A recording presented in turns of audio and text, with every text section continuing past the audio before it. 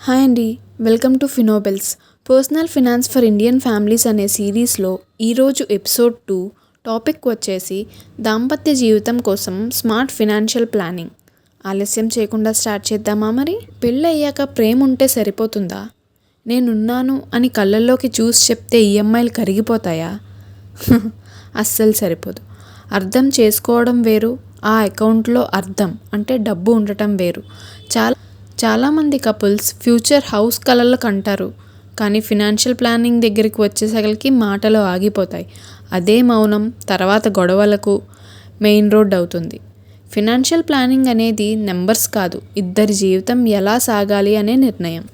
బలమైన దాంపత్యానికి మొదటి పునాది ఓపెన్ కమ్యూనికేషన్.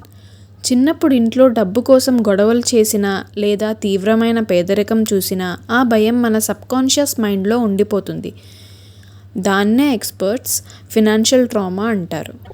మీ పార్ట్నర్ని అడగండి, డబ్బు గురించి నీకు భయం కలిగించే విషయం ఏమిటి? అప్పుడు మాట్లాడాల్సినవి సంపద గురించి, అప్పుల గురించి, ఖర్చుల గురించి, ఏమైనా చెడ్డ అలవాట్లుంటే వాటి గురించి. ఇవి దాచిపెడితే ప్రేమ పెరగదు, అనుమానం పెరుగుతుంది.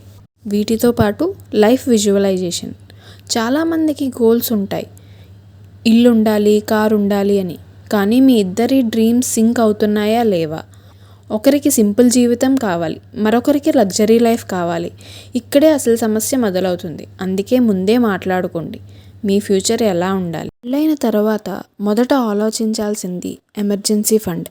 జీవితం ఎప్పుడూ ప్లాన్ ప్రకారం నడవదు. జాబ్ పోవచ్చు, హెల్త్ ఇష్యూ రావచ్చు. అందుకే కపుల్స్కి ఎమర్జెన్సీ ఫండ్ అనేది ఆప్షన్ కాదు, అవసరం. కనీసం 6 నెలల ఖర్చులు ఒక అకౌంట్లో లాక్ చేయండి. ఇది డబ్బు కాదు, ఇది మీ మనశ్శాంతి. తరువాత ఇన్సూరెన్స్. ఇన్సూరెన్స్ అంటే ఇన్వెస్ట్మెంట్ కాదు, ఇది రక్షణ. టర్మ్ లైఫ్ ఇన్సూరెన్స్ మీ వార్షిక ఆదాయానికి కనీసం 20 రెట్లు ఉండేలాగా చూసుకోవాలి. హెల్త్ ఇన్సూరెన్స్ ఈరోజు మీ ఫ్యామిలీకి అది ఒక గొడుగు లాంటిది. ఇన్సూరెన్స్ లేకుండా ప్లానింగ్ అంటే వర్షంలో గొడుగు లేకుండా నడిచినట్టే. నెక్స్ట్ వచ్చి డెట్ అండ్ ఈఎంఐ మేనేజ్మెంట్. పెళ్ళయ్యాక అప్పులు దాచిపెట్టడం చాలా ప్రమాదకరం. డెట్ స్నోబాల్ పద్ధతి వాడండి. చిన్న అప్పుల్ని ముందుగా క్లియర్ చేయండి. ఆ కాన్ఫిడెన్స్తో పెద్దవాటి సంగతి చూడండి. గుర్తుంచుకోండి, ఈఎంఐ మన ఆదాయాన్ని భవిష్యత్తులోనే ఖర్చు చేయిస్తుంది. ఇప్పుడు బ్యాంక్ అకౌంట్ సంగతి చూద్దాం. జాయింట్ అకౌంట్ ఉండాలా, సపరేట్ పర్సనల్ అకౌంట్ ఉండాలా? ఏది బెస్ట్ ఆప్షన్ అంటే హైబ్రిడ్ మోడల్. ఇంటి ఖర్చుల కోసం ఒక జాయింట్ అకౌంట్ ఉంచండి, పర్సనల్ ఖర్చుల కోసం ఒక పర్సనల్ అకౌంట్ ఉంచండి. ఇప్పుడు ఒక కొత్త కాన్సెప్ట్ గురించి తెలుసుకుందాం, ఫ్యామిలీ కిట్టి. ఒక చిన్న అకౌంట్ మెయింటైన్ చేయండి, కేవలం యూపీఐ ఖర్చుల కోసం. ఇందులో డైలీ ఎక్స్పెన్సెస్కి మీకు ఎంత అవుతాయో అంత అమౌంట్ని మాత్రమే మెయింటైన్ చేయండి. దీని ద్వారా యూపీఐ ట్రాన్సాక్షన్స్ వల్ల జరిగే స్కాముల నుంచి తక్కువ నష్టంతో బయటపడవచ్చు. దీనినే డ్యామేజ్ కంట్రోల్ అకౌంట్ అంటారు. ఇప్పుడు మనం చేయాల్సింది చైల్డ్ అండ్ రిటైర్మెంట్ ప్లానింగ్. పిల్లల చదువుల ఖర్చులు ఈరోజు 10 లక్షలు అయితే 15 ఏళ్ల తర్వాత 40 లక్షలు అవుతుంది. దీన్ని చేయాలంటే మనం చేయాల్సింది స్టెప్అప్ ఎస్ఐపి. ప్రతి సంవత్సరం మీ జీతం పెరిగినప్పుడు మీ ఎస్ఐపిని కూడా కనీసం 10% పెంచండి. పిల్లల కోసం ప్లాన్ చేయండి, కానీ మీ రిటైర్మెంట్ని మిస్ అవ్వకండి, లేదంటే మీ పిల్లలే మీ రిటైర్మెంట్ ప్లాన్ అవ్వాల్సి వస్తుంది.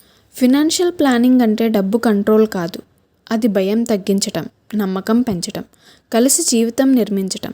జీవిత ప్రయాణంలో దారి తప్పకుండా నడిపేది ఫినాన్షియల్ ప్లానింగ్. మీ మ్యారేడ్ లైఫ్లో డబ్బు సమస్యగా మారకముందే దాన్ని ఒక ప్లాన్గా మారనివ్వండి. ఈ వీడియో మీ పార్ట్నర్కి షేర్ చేసి ఇవాళే మీ మనీ టాక్ని మొదలుపెట్టండి. ఇలాంటి మరిన్ని విషయాల కోసం సబ్స్క్రైబ్ చేయండి. Thanks for watching.